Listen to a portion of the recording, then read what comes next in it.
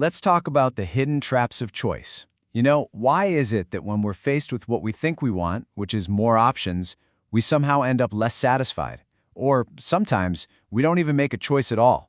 We're going to unpack the psychology behind this whole paradox. Okay, let me paint a picture for you. One I bet you know really well.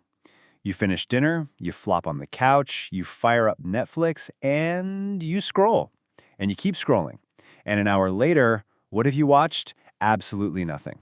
Look, this isn't some personal failing. It's a totally predictable psychological thing. And that feeling right there brings us to our first big idea, the jam-packed paradox.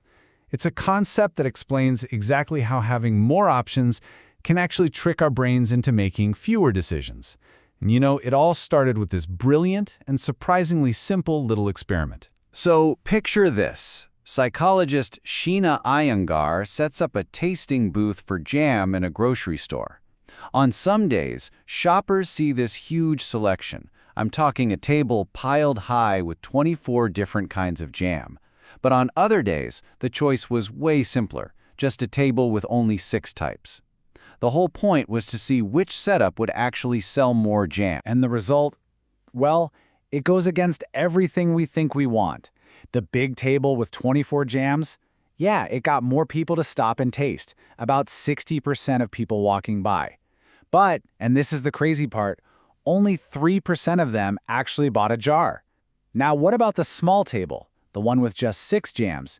Fewer people stopped, sure, but of those who did, an incredible 30% walked away with a jar of jam. Let's just let that sink in.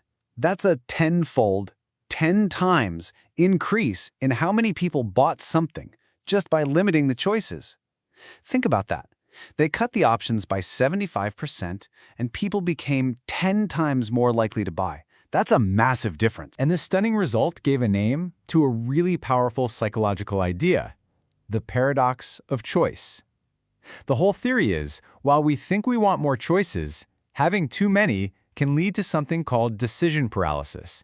And even when we do finally choose, we often end up feeling less happy with our decision. So why does this happen? Well, it kind of boils down to 3 main things. First, there's decision fatigue. Our brains, they're like muscles, and comparing dozens of options is just exhausting. Second, there's the fear of regret. That nagging feeling, what if I miss the perfect one? That gets way stronger with more choices. And third, it's just plain information overload. Our minds can only juggle so much stuff at once before we just shut down. That's analysis paralysis. Okay, so we've established that too many choices can be a real problem. But what happens when we're given just a few? If less really is more, how do we end up deciding then? Well, that brings us to our second key concept, the pull of the metal. This is all about the psychology of that just right option. And believe me, it's just as powerful as the paradox of choice. The easiest way to get this is to think of it as the Goldilocks effect. Remember that story with the 3 bears? One porridge was too hot, one was too cold, but one was just right. We are hardwired to be drawn to that balanced middle ground. Now, this whole phenomenon has a name. It's called the middle choice bias. It's a cognitive bias where we have this really strong tendency to pick the middle option out of a set and avoid the extremes. It's so well known in Japan that they have a name for it, the Shochikubai effect.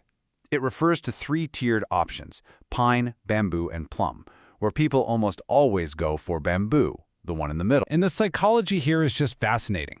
We stay away from the extremes because, let's be honest, the most expensive one feels kind of wasteful. But the cheapest one feels like you're probably sacrificing quality. So the middle option, it feels like the safest bet. It minimizes our risk. It's also a super easy mental shortcut. Like, when in doubt, just pick the middle one. And, socially, it helps us avoid looking too flashy or too cheap. It's balanced. But here's the thing. These 2 principles, the paradox of choice and the middle choice bias, they don't just exist on their own. Oh no. Companies know all about them and they use them together. This isn't some accident. It's pure architecture. And that leads us to choice by design. Let's really look at how companies expertly mix these psychological drivers to engineer our decisions, a lot of the time without us having any idea it's even happening. A perfect example of this in the wild is the Starbucks sizing strategy. First, they solve the paradox of choice by only offering you 3 main sizes. Easy. Then, they use the middle choice bias to guide you. The smallest size is called tall, right? Which already tricks your brain into thinking it's bigger than it is. The largest one, venti, that's your extreme anchor. So what's left? Right in the middle. Grande. It's the one so many of us just default to, even though it's actually a pretty large coffee by almost any other standard. So you see the strategy, right? It's brilliantly simple. First, they limit your options so you don't get paralyzed. Then, they frame those few options to guide you, to nudge you, right to the one they want you to pick, which, let's face it, is probably the most profitable one. Okay, so now that you can see the architecture behind all this, you can start to choose how you choose, and the very first step is just recognizing the playbook that's being used. So here's the playbook to look out for. First, check out the lineup. Is it a small set of 3 to 5 options? That's to stop you from getting overwhelmed. Second, how is the middle option framed? Does it look like the most balanced, reasonable choice? Third, spot the decoys and anchors. Are the high and low options really just there to make that middle one seem like a fantastic deal? And finally, look for those little labels, most popular or recommended. That's how they seal the deal. So the real takeaway here is this.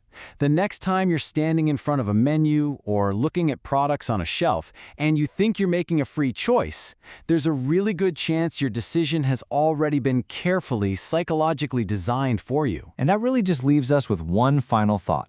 The next time you make a choice, are you the one who's truly deciding, or are you just being guided along a path that was already laid out for you?